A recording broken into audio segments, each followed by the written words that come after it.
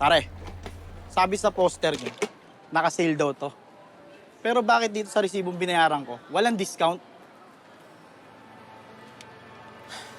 Patingin ng resibo.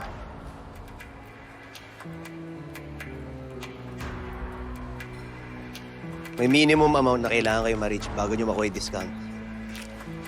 Pinagloloko nyo kami. Dapat pala sa iba na lang ako namili. Walang kwenta rito. Sinaulo ka! Gusto mo ng gulo? Tara! Halika dito! Ano? Hindi kita! Ano? Ano? Gerard! Sorry. Sinaulo ka! Ano ginawa yun?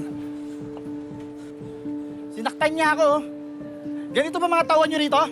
Dedemanda ko kayo. Sir, Dalia, hiningi na lang po. Dalia. Ba't mo ginawa yun? Di ba nag-usap na tayo? Sir, sorry po. Di ba sinabi ko na sa'yo? Tumino ka. Tapos sinaktan mo yung kliyente natin.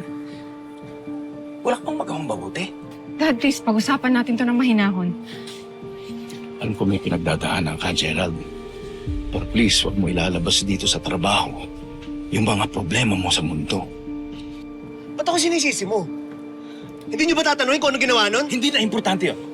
The customer is always right. Humingi ka ng tawad sa kanya.